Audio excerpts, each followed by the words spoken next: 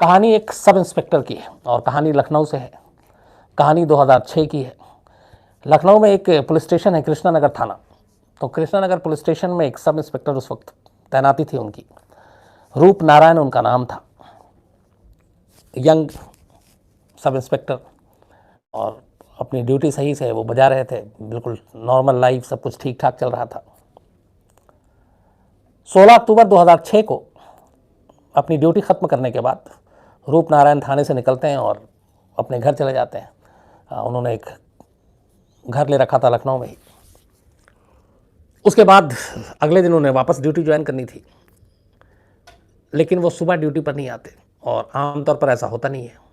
सुबह से दोपहर, दोपहर से शाम हो गई, रूप नारायण का कोई पता नहीं।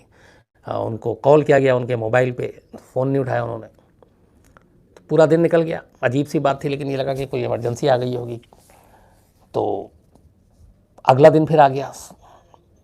पूरा 17 के बाद 18 सितंबर, अक्टूबर, उसके बाद 19, 20, 4 दिन निकल गए। 4 दिन तक सब इंस्पेक्टर का कोई सुराग नहीं, और वो पुलिस स्टेशन में ड्यूटी पे भी नहीं आए, किसी को इन्फॉर्म भी नहीं किया, कोई मैसेज भी नहीं भेजा। तो जब 4 दिन बीत गए तब पुलिस वालों को थोड़ी सी परेशानी हुई, और उन्हें लगा कि ऐसा कैसे, इससे पहले के जो पूरा सर्विस रिकॉर्ड था उसमें कभी ऐसा नहीं हुआ कि सब इंस्पेक्टर रूप नारायण बिना छुट्टी लिए हुए, बिना परमिशन के ड्यूटी से गायब रहा हो।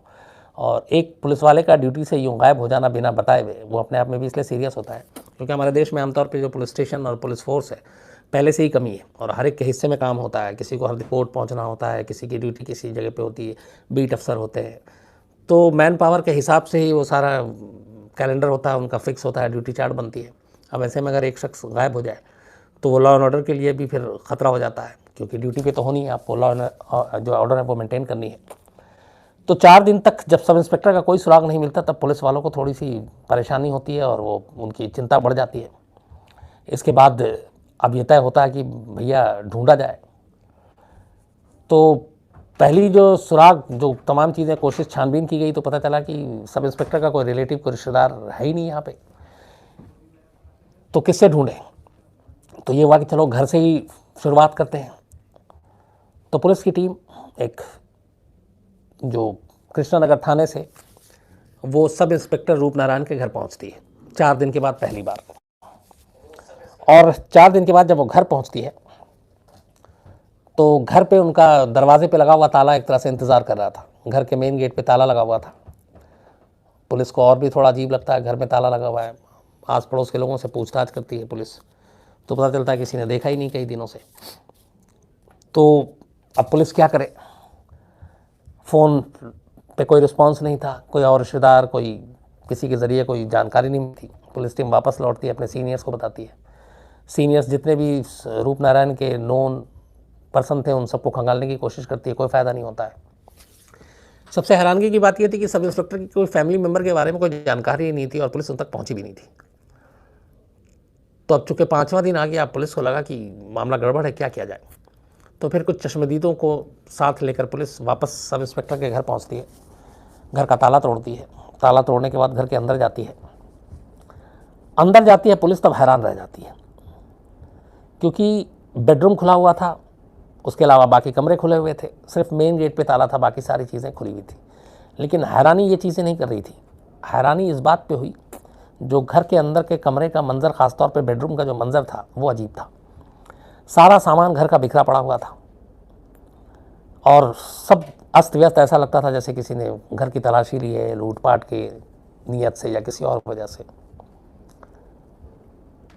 और इसके अलावा जो एक ख़ास चीज़ दिखाई दी, उस घर के बेडरूम के बाहर ड्राइंग रूम में एक टेबल पे शराब की बोतल थी, उसमें कुछ शराब बची हुई भी थी, और 4 से 5 गिलास टेबल पे रखे हुए थे, कुछ लुढ़के हुए गिरे हुए थे। तो ये एक चीज़ था कि 4-5 लोग यहाँ आए थे। और ग्लास व्लास को जब देखा गया तो ये अंदाज़ा हुआ कि शायद, क्योंकि कोल्ड ड्रिंक भी उसमें इस्तेमाल किया गया था और शराब की बोतल भी थी और गिलास लगभग सूख चुका था, कि काफ़ी घंटों हो गए, बल्कि कई दिन हो गए होंगे इसको इस्तेमाल किए हुए। इसके बाद पुलिस की टीम जो है वो बेडरूम को फिर खंगालना शुरू करती है। तो बेडरूम में पुलिस को सारे बेड वेड सब अस्त व्यस्त। एक दूसरी चीज़ जो चौंकाती है पुलिस को, बेडरूम में कुछ जगहों पे महिलाओं के कपड़े गिरे हुए थे। तो अब जितने लोग जानते थे सब इंस्पेक्टर को, ये जानते थे कि सब इंस्पेक्टर यहाँ पे अकेले रहते हैं। तो अब वो लड़कियों के कपड़े देखकर फिर पुलिस को थोड़ी हैरानगी होती है, और वो चीज़ें बता रही थी कि ये 4-5 गिलास, ये बिखरे हुए सारे सामान, लड़कियों के कपड़े, ये सब एक ही दिन की चीज़ें हैं, मतलब ऐसा नहीं है कि अलग अलग दिन ऐसा हुआ है। तो अब पुलिस तफ्तीश शुरू करती है। उसके बाद किसी तरीके से फिर पड़ताल की जाती है कि भैया सब इंस्पेक्टर के कोई फैमिली का जानकार हो, क्योंकि रूप नारायण ने पुलिस स्टेशन में जो अपने ख़ास जितने भी थे उन लोगों से अपनी पर्सनल लाइफ और फैमिली के बारे में कभी डिस्कस ही नहीं किया था। तो किसी तरीके से बहुत कोशिश के बाद पुलिस को पता चलता है कि रूप नारायण की एक बीवी भी है। पुलिस बीवी तक पहुंचती है, लेकिन जब बीवी तक पहुंचती है तो पुलिस की फिर जो है वो मायूसी हाथ लगती है, क्योंकि बीवी ये बताती है कि रूप नारायण से शादी के बाद से उसके रिश्ते अच्छे नहीं थे और पिछले कई साल से वो दोनों अलग रह रहे हैं और उसका उससे कोई रिश्ता नहीं, कोई लेना देना नहीं। वो लखनऊ में अलग रहता है, वो लखनऊ से बाहर अलग रहती है। तो पहले पुलिस को शक हुआ कि इन दोनों के बीच में दरार, झगड़े, तो कहीं बीवी ही तो नहीं है जिसने गायब कर दिया हो। तो पुलिस अपने तरीके से बहुत पूछताछ करती है, लेकिन और तो कुछ जानकारी नहीं मिलती। लेकिन पुलिस को वहाँ से फिर एक दूसरा सुराग मिलता है। सब इंस्पेक्टर रूप नारायण की बीवी बताती है कि शादी के बाद सब इंस्पेक्टर की ज़िंदगी में एक लड़की आई थी जिसका नाम है किरण, और किरण के साथ धीरे धीरे उसकी नज़दीकियाँ बढ़ती गईं, यहाँ तक कि बाद में वो लखनऊ के उसके घर में भी आने जाने लगी, और बल्कि कई बार वहीं रहती भी थी, और उसको लेके भी झगड़ा हुआ था। इसके अलावा और भी कई वजह थे जिससे मियाँ बीवी में झगड़ा हुआ, फिर दोनों अलग हो गए, सालों से अलग रह रहे थे। तब पुलिस को ये दूसरी जानकारी मिलती है किरण, लेकिन अब किरण की भी फैमिली कौन कहाँ, ये भी पुलिस को पता नहीं। अब पुलिस ये भी चेक करती है कि कहीं जिस तरीके से सब इंस्पेक्टर गुम है तो कोई ऐसी किरण नाम की लड़की भी गुम हुई है कि नहीं। पर सारे जो लखनऊ और उसके आसपास के जितने भी कंट्रोल रूम को खंगाला जाता, पुलिस स्टेशन को खंगाला जाता, कहीं किसी किरण नाम की लड़की की गुमशुदगी की कोई रिपोर्ट दर्ज नहीं थी। तो पुलिस के लिए ये भी बड़ा अजीब था कि किरण जो है के साथ रिश्ते और बीवी का अलग रहना, और फिर बेडरूम में लड़कियों के ड्रेस। तो अब पुलिस ये जोड़ी थी कि कहीं वो किरण के कपड़े तो नहीं थे। तो ये सारी चीज़ें चल रही थी, लेकिन ना सब इंस्पेक्टर का सुराग मिल रहा था, ना किरण का सुराग मिल रहा था, ना ये साबित हो रहा था कि दोनों एक साथ गायब हुए हैं, अलग अलग गायब हुए हैं। किरण हो सकता है कहीं और चली गई, क्योंकि किरण की भी फैमिली, उसके दोस्त, और किरण के बारे में ज़्यादा जानकारी मतलब पुलिस को और कहीं से हाथ ही नहीं लगी। सब इंस्पेक्टर की वाइफ ने भी जो बताया बस वो बेसिक था कि वो किरण नाम की लड़की, लेकिन वो कहाँ रहती थी, उसका पूरा नाम क्या है, उसका सर नेम क्या है, कैसे वो मुलाकात हुई, इसके बारे में सब इंस्पेक्टर की वाइफ को कोई जानकारी नहीं थी। तो अब ये सारी चीज़ें पुलिस इसको लेकर चल रही है, लेकिन प्रॉब्लम ये थी कि कोई सुराग, कोई क्लू हाथ नहीं मिल रहा। पुलिस ने बीवी के भी मोबाइल को फिर सर्विलांस में लगाया कि शायद उससे कोई क्लू मिले, उससे भी कुछ नहीं हुआ।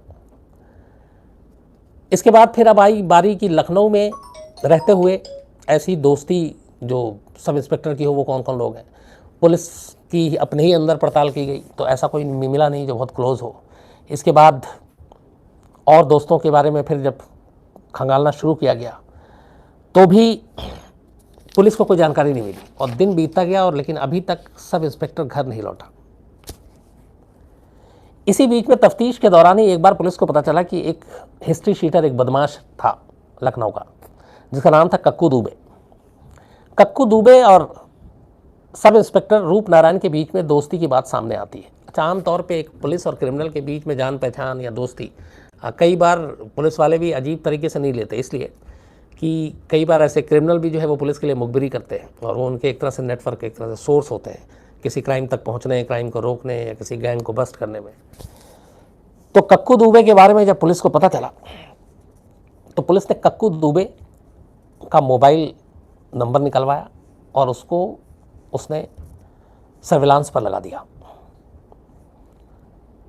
जब सर्विलांस पे लगाया तो कुछ नंबरों पे लगातार बात हो रही थी। फिर पुलिस ने उसके ज़रिए बाकी कक्कू के जो और कुछ दोस्त थे उनके नंबरों को भी सर्विलांस पे लगाया, और ये चीज़ें चलती रही। लेकिन कुछ दिन इसमें भी निकल गए, कोई फ़ायदा हुआ नहीं।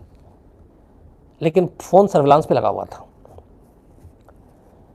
एक दिन अचानक जब सर्विलांस पे फ़ोन लगा हुआ था तो पुलिस ने ये नोटिस किया कि कक्कू के मोबाइल पे उसके कुछ दोस्त फ़ोन कर रहे हैं, जो सारे कुछ नंबर आते थे। लेकिन उनमें से एक नंबर जो था वो सब इंस्पेक्टर रूप नारायण का मोबाइल नंबर था। अब ये बड़ी चौंकने वाली बात थी कि सब इंस्पेक्टर गायब और सब इंस्पेक्टर का मोबाइल पुलिस जब भी मिले तो स्विच ऑफ है, कोई बात नहीं हो रही है। लेकिन उसी सब इंस्पेक्टर के मोबाइल से कक्कू को फ़ोन किया जाता है और कई बार बात हो रही है, और ये सारा 16 अक्टूबर के बाद की बात है जब से वो गायब हुआ है।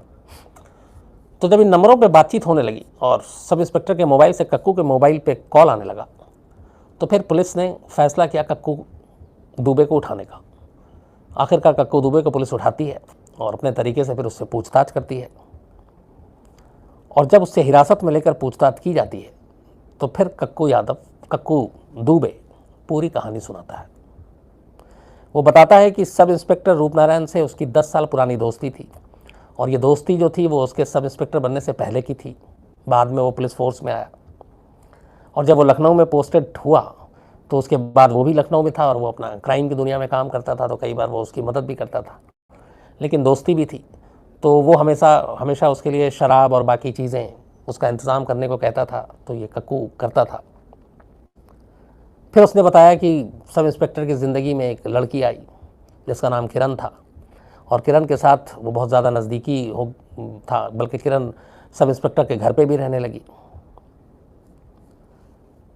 इसके बाद वो असली कहानी बताता है कि 16 अक्टूबर 2006 को सब इंस्पेक्टर रूपनारायण कक्कू को अपने घर बुलाता है। वो उससे शराब की बोतल मंगाता है और कहता तुम घर आ जाओ, पार्टी करेंगे।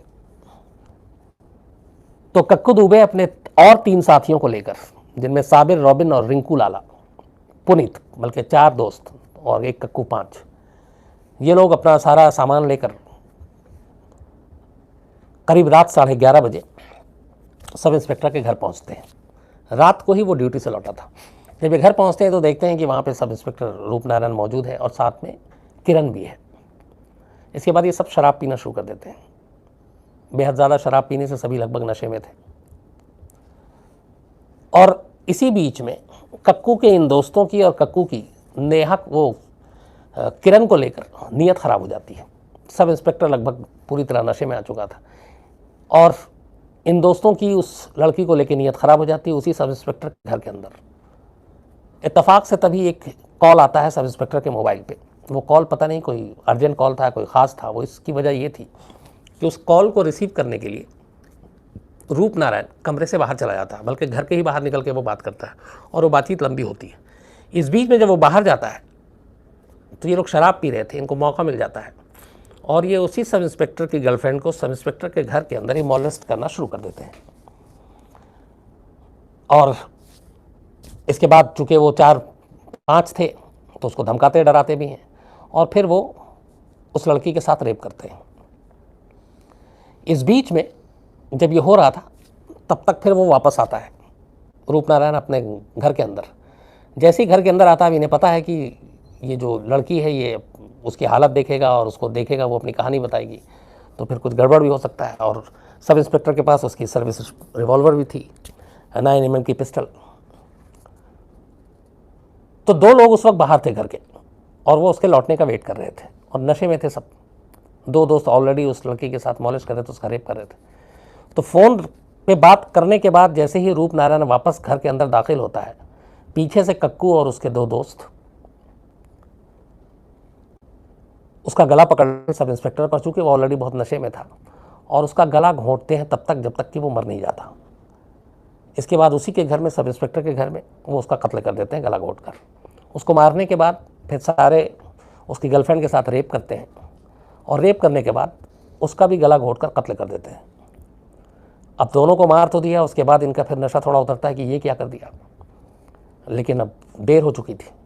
इसके बाद वो घर के सारे सामान को अस्त व्यस्त करते हैं, और घर में जो रखे हुए थे उस वक्त करीब 1,35,000 रुपये थे, 2 मोबाइल फ़ोन थे, और कुछ सोने की चेन अंगूठियाँ थीं, और सब इंस्पेक्टर की सरकारी 9mm की पिस्टल। ये सारी चीज़ें ये 5 लोग उठाते हैं, अपने पास ले लेते हैं, और फिर थोड़ा और रात होने का इंतज़ार करते हैं। और रात होती है, उसके बाद ये इन दोनों लाशों को उठा के अपनी गाड़ी में डालते हैं। गाड़ी में रखने के बाद ये लखनऊ से सुल्तानपुर की तरफ बढ़ते हैं, और सुल्तानपुर की तरफ एक इंदिरा नहर के पास खुरदही बाजार इलाका है, वहाँ पे इन दोनों की लाशों को वो फेंक देते हैं बिल्कुल सुनसान जगह पे, और फेंकने के बाद ये वापस चले जाते हैं अपने अपने ठिकाने पे। और ये बात थी 16 अक्टूबर 2006 की।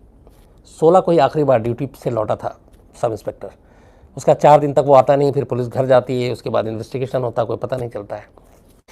तो जब ये सारी कहानी पता चलती है, उसके बाद उनकी निशानदेही पे उस सुल्तानपुर की जगह पुलिस की टीम जाती है, उन दोनों की लाशें बरामद की जाती है, तो फिर सारी कहानी सामने आ जाती है। इन सारे लोगों ने, खुद पुलिस का कहना था कि इस केस को क्रैक करना थोड़ा मुश्किल था, क्योंकि इसका कोई विटनेस नहीं था, कोई इवन घर की फैमिली, बाकी लोग, कहीं से भी कोई सुराग नहीं मिल रहा था। कातिलों ने सिर्फ एक गलती की थी, उन्होंने सरकारी पिस्टल भी लिया, पैसे भी ले गए, सब ले गए, मोबाइल भी ले गए। उस मोबाइल को ले जाने के बाद कक्कू के एक दोस्त ने वो दोनों मोबाइल, 2 दोस्तों ने अपने पास रख लिए। 2006 की बात थी। यहाँ पे थोड़ा ये आप ध्यान दीजिएगा कि उस वक्त मोबाइल चोरी, ये सब चीज़ें आम बात थी, और उस वक्त ये नहीं था कि मोबाइल चोरी हो गई तो पकड़ में आ जाएगा या मिल सकता है वापस, IMI नंबर क्या होता है, तो इतनी ज़्यादा जानकारी इन सब चीज़ों की थी नहीं। तो नहीं, ये था कि मोबाइल आ गया, सिम फेंक दो, अपना नया सिम लगा दो, कभी पकड़े नहीं जाएंगे। लेकिन सर्विलांस से ये सारी चीज़ें टेक्निक आ चुकी थी।